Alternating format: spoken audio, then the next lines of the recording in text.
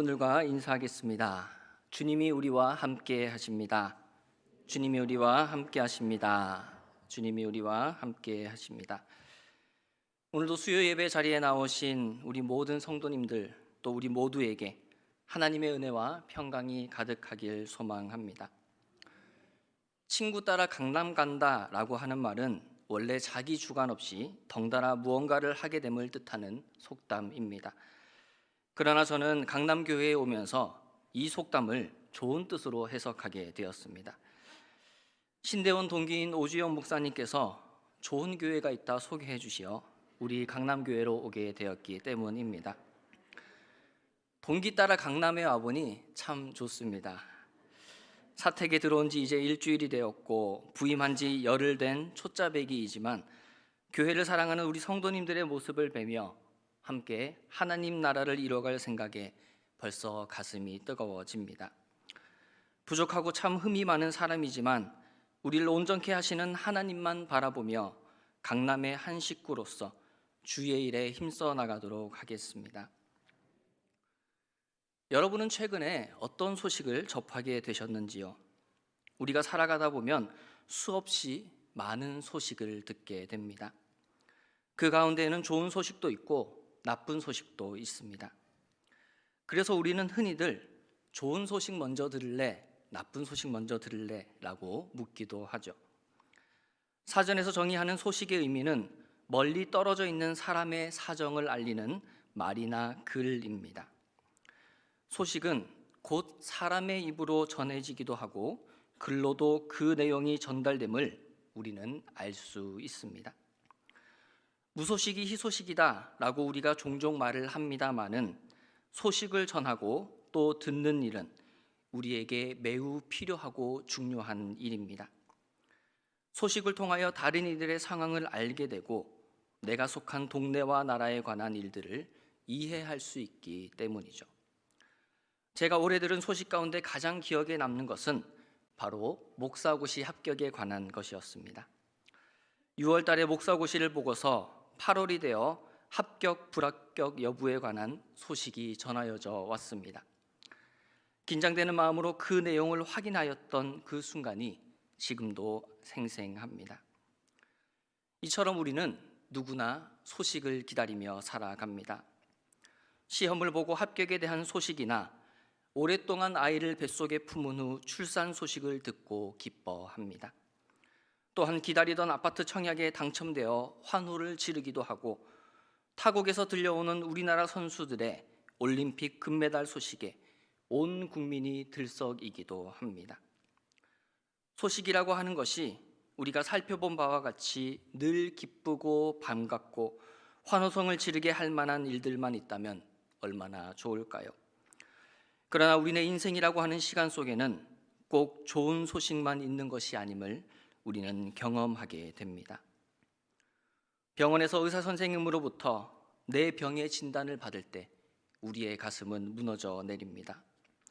사랑하는 이의 죽음에 대한 소식에 오열하기도 하며 기다리던 결과가 내가 원하는 것이 아닐 때 우리는 크나큰 좌절을 경험하게 됩니다.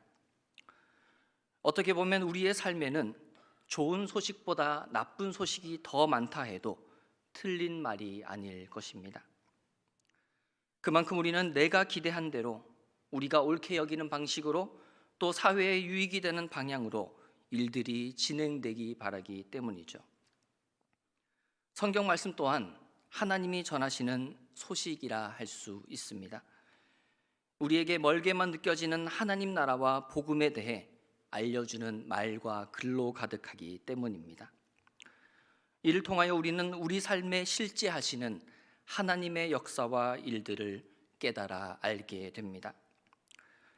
그런데 말씀 가운데 우리가 살펴볼 수 있는 한 가지 중요한 사실은 바로 좋은 소식과 나쁜 소식으로 나뉘어지는 기준에 관한 것입니다. 하나님의 백성인 이스라엘이 하나님의 말씀을 잘 듣느냐, 잘 듣지 않느냐에 따라 그 소식은 좋아지기도 하고 나빠지기도 합니다. 이스라엘이 하나님을 자기 왕으로 알고 온전히 경배하며 그 율법을 잘 지키면 하나님의 보호와 인도 가운데 평안이라는 좋은 소식을 듣게 됩니다. 그러나 이스라엘이 하나님을 떠나 우상을 숭배하고 온갖 거짓과 죄악 가운데 머물게 되면 이방의 침략과 같은 나쁜 소식을 접하게 되겠죠. 이는 신앙생활을 해나가는 우리에게도 접목해 볼 수 있는 부분입니다. 우리 삶에서도 소식을 전하는 주체는 우리 하나님이십니다. 내가 노력하는 것 같고 내가 이룬 것 같아 보이지만 우리 삶을 주관하시는 분은 오직 하나님 한 분뿐이시기 때문입니다. 이러한 고백을 전제로 하여 만약 우리가 하나님을 온전히 따르고 그분의 말씀을 즐거워하며 주님의 길 가운데 걸어간다면 우리 삶에는 하나님으로부터 전하여지는 좋은 소식으로 가득하게 됩니다. 늘 감사가 넘치고 어려운 상황 가운데서도 이겨낼 수 있는 믿음과 은혜를 주시기 때문입니다. 그러나 만일 우리가 하나님을 떠나 내 마음대로, 내 생각대로 세상이 가는 그 길로 걸어간다면 우리 삶은 온통 나쁜 소식으로 가득 차게 될 것입니다. 늘 불안하고 아무리 좋은 일들이 주변에 있다 하더라도 그것을 발견하지 못하는 어리석은 사람이 되고 말 것입니다. 그러고서는 이 모든 것이 하나님 때문이라며 하나님을 탓하며 원망하게 되겠죠. 여러분은 삶 속에서 어떠한 영적 소식을 듣고 계신지요? 그 소식을 주관하시는 것은 하나님이시지만 그것을 좋은 소식으로, 나쁜 소식으로 만들어가는 것은 우리의 몫임을 우리는 잊어서는 안 됩니다. 내 삶의 생각과 방향 그리고 태도와 시선에 따라 하나님으로부터의 좋은 소식이 깨달아지느냐, 그렇지 못해 나쁜 소식이 들리느냐를 경험한 세 명의 성경 속 인물을 우리가 함께 만나보고자 합니다. 오늘 우리가 함께 읽은 마태복음 1장에는 하나님의 소식을 전해 듣게 된 한 사람이 등장하고 있습니다. 바로 예수님의 아버지 요셉입니다. 요셉에게 하나님의 천사가 전하여 준 소식은 바로 예수님의 탄생에 관한 것이었습니다. 그러나 이 좋은 소식이 요셉 자신에게는 나쁜 소식이 되고 맙니다. 아버지로서 아들이 태어날 것이라는 소식이 왜 나쁜 소식으로 다가왔을까요? 아직 아내 마리아와 동거하기 전이었기에 자신과 마리아 사이에는 아이가 생길 수 없었기 때문입니다. 약혼한 마리아가 임신한 것과 그 아들 예수가 태어날 것은 이미 일어났고 곧 일어날 사실이었습니다. 이러한 소식이 요셉에게는 위기의 상황이 되어버리고 맙니다. 자기 힘으로는 도무지 해결할 수 없는 일이 일어나 버리고 만 것입니다. 여러분이라면 어떻게 하시겠습니까? 내가 한 일도 아니고 내가 원했던 일은 더더욱이나 아닌 일이 현실로 다가왔고 그것이 나에게 위기가 된다면 우리는 누구나 그 가운데서 허둥지둥대며 어쩔 줄 몰라 할 것입니다.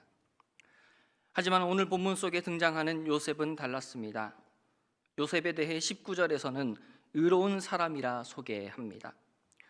여기에서 말하는 의로움이란 자신에게 닥친 위기라고 하는 나쁜 소식을 좋은 소식으로 바꿀 만한 믿음을 뜻합니다. 그리하여 요셉은 약혼한 마리아가 임신한 사실을 드러내지 않고 가만히 끊어야겠다 생각하며 고민을 하고 있었습니다. 그런 요셉에게 천사가 전하여 준 말씀은 실로 놀라운 음성이었습니다. 무서워하지 말라.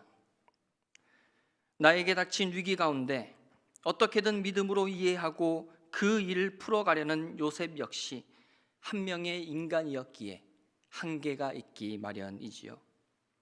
아무리 의로움을 가지고 받아들이려 했으나 약혼한 마리아의 임신은 너무나 크고 무서운 일이었을 것입니다.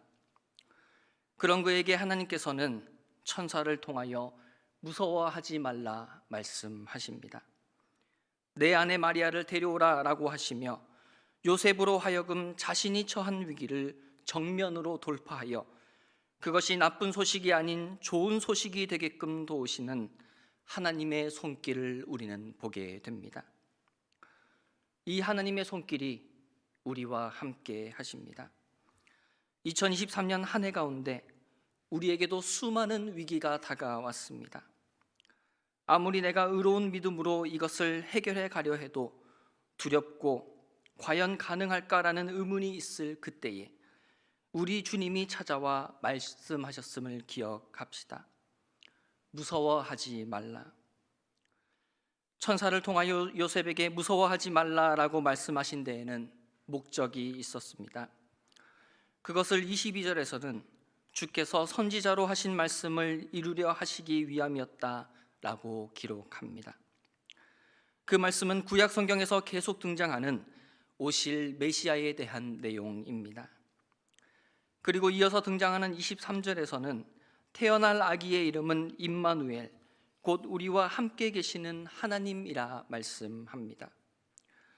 구약부터 오실 것이라 약속된 그분이 이제 오시었고 참 하나님이자 참 사람이 되신 주님이 우리 가운데 거하심을 분명히 드러내 보여주고 있습니다. 곧 요셉의 위기는 하나님의 말씀이 이루어지기 위한 하나의 과정이었고 그 과정을 믿음으로 돌파한 요셉은 하나님의 함께 하심을 경험하게 된 것입니다.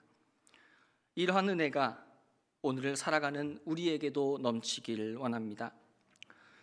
나의 위기가 하나님의 말씀이 이루어지는 하나의 과정임을 알고 무서워하지 말라 말씀하시는 음성을 듣고 믿음으로 돌파하는 것이 우리의 신앙의 자세가 되어 날마다 우리 삶 가운데 하나님이 주시는 좋은 소식이 넘치길 원합니다.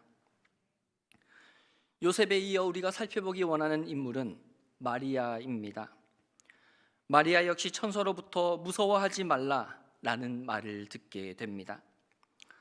이는 곧 하나님으로부터 전하여진 이 소식이 나쁜 것이 아니라 좋은 것임을 발견하라라는 뜻으로 우리가 이해해 볼 수 있습니다.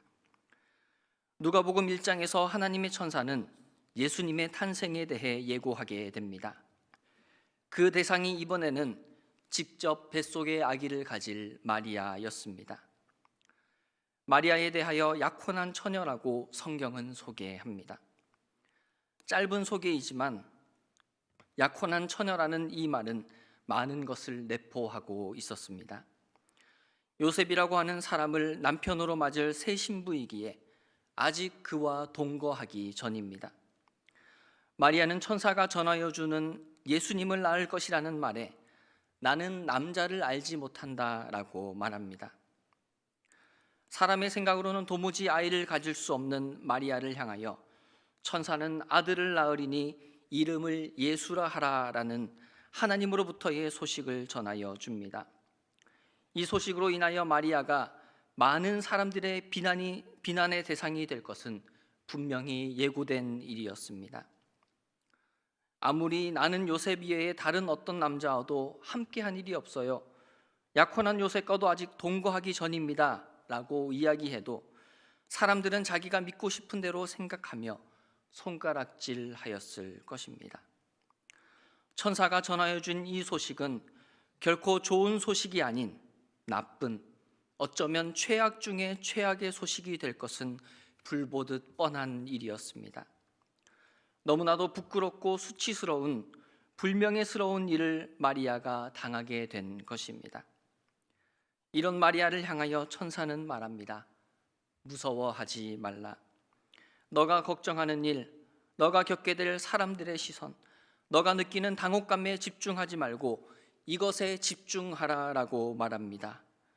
그것은 바로 하나님께 은혜를 입었다는 사실입니다. 우리 또한 올해를 살아오는 동안 나에게 닥친 많은 일들 가운데 때로는 부끄러움과 수치, 그리고 불명예스럽다 여겨지는 여러 순간이 있었음을 보게 됩니다. 너무 당혹스럽기도 하고 억울하기도 하며 어디다 하소연할 수도 없는 그러한 상황 속에 우리가 놓일 때가 있습니다. 그러할 때에 우리는 더욱더 하나님의 은혜를 입은 자라는 사실에 집중하여야 함을 마리아에게 찾아온 천사의 말을 통해 그가 전하는 하나님의 소식 속에서 우리는 보게 됩니다. 세상에 말도 안 되는 소리를 왜 저에게 전해주시나요? 처녀가 남자를 가까이 하지 않은 여인이 임신을 하다니요, 아이를 낳을 것이라니요 라며 마리아가 천사를 붙들고 따져 물어도 전혀 이상할 상황이 아니었습니다. 하지만 절대로 일어날 수 없을 이 소식의 목적을 천사로 하여금 마리아는 전해 듣게 됩니다. 하나님의 모든 말씀은 능하지 못하심이 없음을 보여주기 위함이라는 사실을 말입니다. 또한 성령이 내게 임하시고 지극히 높으신 이의 능력이 너를 덮으실 것이라는 말씀 가운데 우리는 마리아가 하나님으로부터 정말이지 말로 형언할 수 없는 큰 은혜를 입었음을 보게 됩니다. 이러한 은혜가 오늘을 살아가는 우리 가운데에 충만하길 원합니다.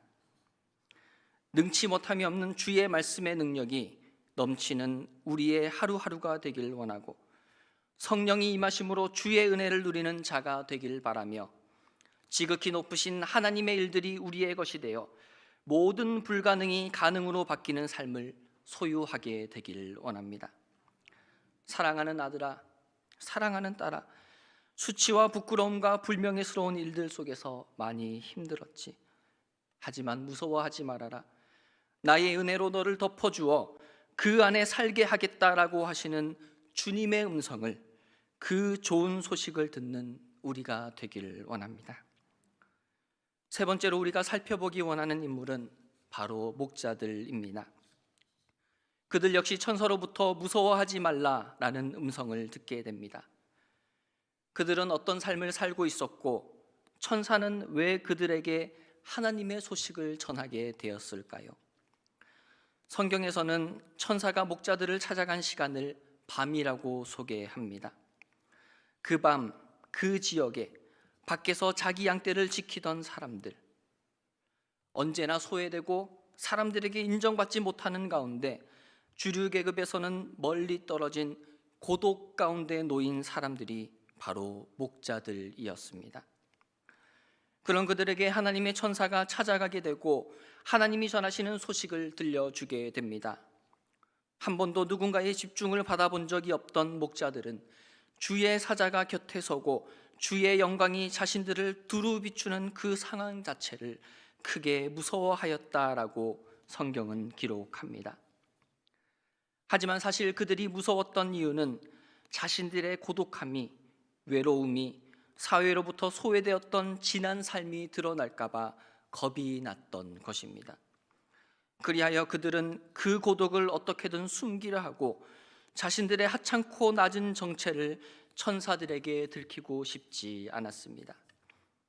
이러한 목자들을 향하여 천사는 말합니다. 무서워하지 말라. 내가 너희에게 전하는 이 하나님의 소식을 듣고 그 고독으로부터 헤쳐나오라고 강력히 말씀하고 있는 것입니다. 너희도 하나님이 지으신 영혼들이고 주의 영광을 받을 존귀한 자들이라고 천사는 알려주고 있습니다. 우리 하나님께서는 우리를 향해서도 이렇게 말씀하십니다. 너는 참 존귀한 자이다. 너는 나의 형상대로 지음받은 참으로 아름다운 작품이고 나의 자녀이다 라고 말입니다. 나에게는 그 어떤 것도 감추려 하지 말고 너의 그 고독과 외로움을 나에게 보여주렴이라고 말입니다. 살면서 한 번도 들어본 적이 없는 말과 대접을 받아서 어안이 벙벙하였을 목자들을 향하여 천사는 더 놀라운 말을 전하여 줍니다. 오늘 다윗의 동네에 너희를 위하여 구주가 나셨다는 큰 기쁨의 좋은 소식을 말입니다. 이 소식의 목적은 바로 온 백성에게 미칠 하나님의 영광과 기쁨을 위함입니다. 그것을 천사들은 노래하여 이르기를 지극히 높은 곳에서는 하나님께 영광이요 땅에서는 하나님이 기뻐하신 사람들 중에 평화라고 찬송합니다. 이러한 찬송이, 기쁨이, 평화가 오늘을 살아가는 우리 삶 가운데 가득하길 원합니다. 오늘 한 해를 보내며 우리도 때로는 소외되었다 느끼며 외롭고 고독한 가운데 어쩌면 하루하루를 근근히 버텨왔는지도 모릅니다. 참 힘들다, 너무 어렵다, 내 뜻대로 되는 것도 없고 누구 하나 나를 위하는 사람이 없네 라는 텅 비고 공허한 마음이 우리에게 찾아오기 쉬운 연말입니다. 하지만 기억하십시오. 우리에게는 우리 구주 예수 그리스도가 계시다는 사실을 말입니다. 다윗의 동네에 나신 이 주님은 오늘을 살아가는 우리의 가정과 일터, 우리 교회와 우리 동네, 그리고 이 울산과 한국, 나아가 세계 열방 가운데 지금도 살아서 역사하시는 창조주요, 구세주요, 전능주가 되심을 날마다 고백하는 우리의 이 연말이 되길 원합니다. 무엇보다도 무서워하지 말라라는 하나님의 좋은 소식을 듣고 그것을 누리며 온전히 하나님 안에 지어져가는 우리 모두가 되길 간절히 소망합니다. 사랑하는 강남의 형제자매 여러분, 2023년 올 한 해 무엇을 무서워하며 지내오셨습니까? 어떤 소식을 기다리고 계신지요? 우리는 아기 예수님이 오심을 기다리는 이 대림절 기간을 보내며 하나님이 전해주시는 큰 기쁨의 좋은 소식 앞에 있음을 기억합시다. 하나님이 은혜로 우리를 덮으시고 언제나 함께 하시는 임마누엘의 은총이 우리에게 주어졌음을 고백하며 하루하루 걸어가길 원합니다. 그리하여 우리의 모든 위기와 수치 그리고 고독을 주님 앞에 온전히 맡깁시다. 그러할 때에 소망의 하나님이 모든 기쁨과 평강을 믿음 안에서 우리에게 충만하게 하사 성령의 능력으로 소망이 넘치게 하실 것입니다. 함께 기도하겠습니다.